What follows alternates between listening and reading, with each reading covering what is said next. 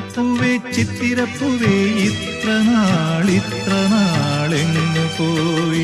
ഓ അത്തപ്പൂവേ ചിത്തിരപ്പൂവേ ഇത്ര നാളെങ്ങു പോയി? കുരളിമല കോവിലിൽ പൂജ ചെയ്യാൻ പോയോ? വയനാടൻ കാവുകളിൽ കളമെഴുതാൻ പോയോ? അത്തപ്പൂവേ ചിത്തിരപ്പൂവേ ഇത്ര